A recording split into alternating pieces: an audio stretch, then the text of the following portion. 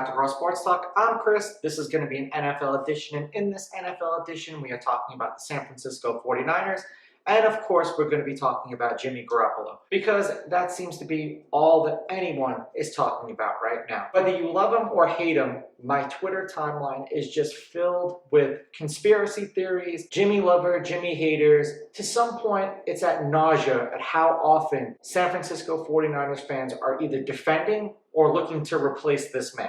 I wanted to see where Jimmy G actually ranks for the Jimmy supporters among some of the San Francisco 49ers former starting quarterbacks. So to make it fair, I'm only going to compare his stats with the 49ers to other quarterbacks who played for the 49ers. If they played for another team after they went to the 49ers, we're not comparing those stats. We're just going 49ers for 49ers. So the guys that we're going to look at their stats are going to be Jeff Garcia, Steve Young, Joe Montana, Alex Smith, and Colin Kaepernick. That's 5 guys. That's basically the past 2 decades, possibly 3 decades, for the San Francisco 49ers quarterbacks. So as a starter, he's 22-8.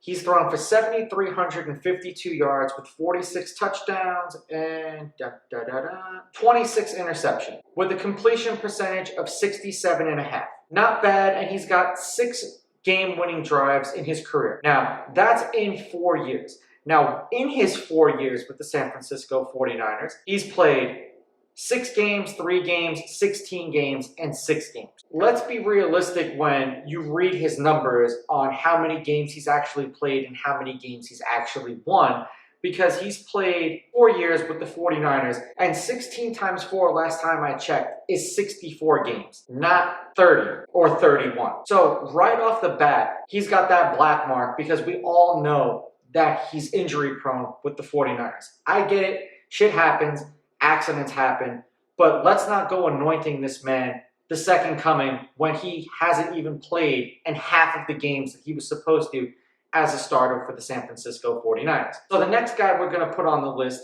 is Jeff Garcia, because Jeff Garcia played 5 years in San Francisco. In his 5 years in San Francisco, he didn't have a winning record. He was 35-36, 61% completion percentage, 16,408 yards, 113 touchdowns, 56 interceptions. And of the 74 games that he played, he started 71 of them. A little bit more of a consistent quarterback. Just looking at the number of yards, he's almost got double the amount of yards as Jimmy G. He's almost got double the amount of passing touchdowns as Jimmy G.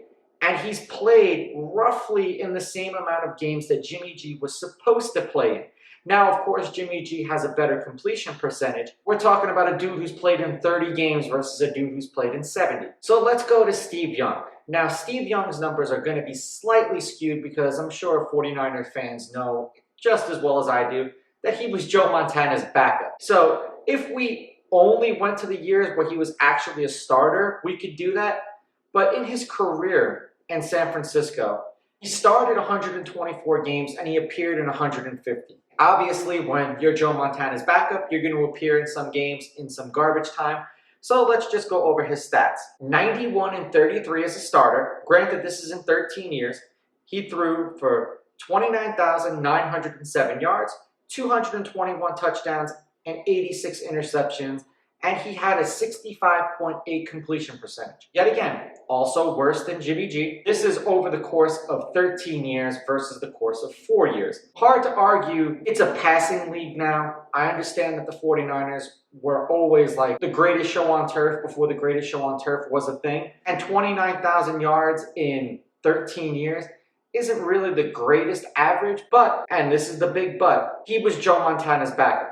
So for the years that he actually was a starter, if we wanted to compare them to Jimmy G's, in 1992 through 1998, for over 3,000 yards, pretty much every season from 1992 through 1998, he had one down year, and that was a year that he played in 12 games where he threw for 2,410 yards. So I would still argue, still better than Jimmy G. Here's the one that we see everyone compare him to, which it's almost disrespectful because comparing Jimmy G to someone like Steve Young, who's a 7-time Pro Bowler, 2-time MVP, and a 3-time Super Bowl champion. Granted, he did it as a backup as well with Joe Montana. Then to Joe Montana, who was an 8-time Pro Bowler, 3-time All-Pro, 2-time MVP, and 4-time Super Bowl champion. Yeah, Jimmy G's only gone to 1 Super Bowl, and the one that he won was at Tom Brady's backup. So now we go to Joe Montana. Now, this is a tad bit skewed as well, but Joe Montana played 13 years with the San Francisco 49ers.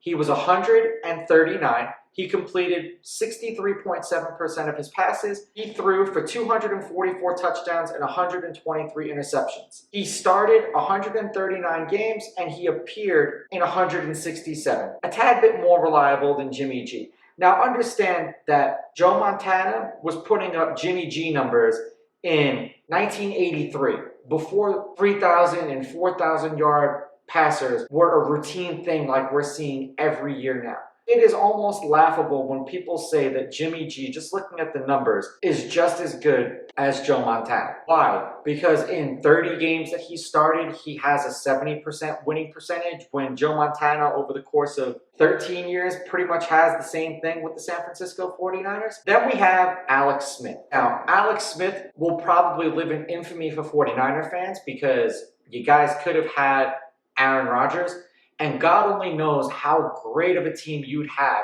right now if you had Aaron Rodgers, and you guys probably wouldn't even have Jimmy G to begin with if you picked Aaron Rodgers #1 overall on that particular draft. But in his 7 seasons in San Francisco, he does have a winning record. He was 38, 36, and 1.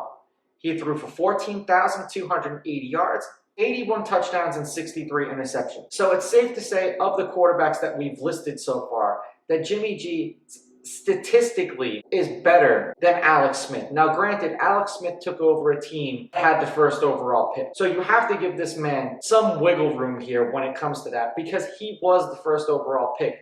Jimmy G inherited a Super Bowl caliber team. Whether you want to defend him or not, that's the case. And his completion percentage in San Francisco was atrocious at 59.3%. For the Jimmy G versus Alex Smith, we have to put Jimmy G slightly ahead of Alex Smith. Shocking, I know. And lastly, we have Colin Kaepernick. He only played for the San Francisco 49ers. He has a losing record as a starting quarterback at 28 and 30. He has a 59.8% completion percentage, 12,271 yards, 72 touchdowns, and 30 interceptions. Going over this list of quarterbacks, when people are saying where Jimmy G ranks as a San Francisco 49ers quarterback, we're just going over the past 3 decades or so. It's Joe Montana, Steve Young, Jeff Garcia, then Jimmy G, then Alex Smith, and then Colin Kaepernick. So for all the Jimmy supporters and for all the Jimmy lovers and for all the Jimmy haters, he's not the greatest thing that you've ever had, but he's not the worst thing that you've ever had. In my opinion, Jimmy G is not a starting quarterback in the NFL, not because he doesn't have the talent, but because he can't stay healthy. For the Jimmy fans, I'm sorry. For the Jimmy haters, here's all the evidence that you need. Let me know what you guys think of this video in the comments below. Don't forget to like and subscribe to my channel. Follow me on Instagram, @RawSportsTalk. Follow me on Twitter, @RawSportsTalk1. I'll catch you guys in the next episode. I'm out. Ooh, baby, I like it raw. Yeah, baby, I like it raw.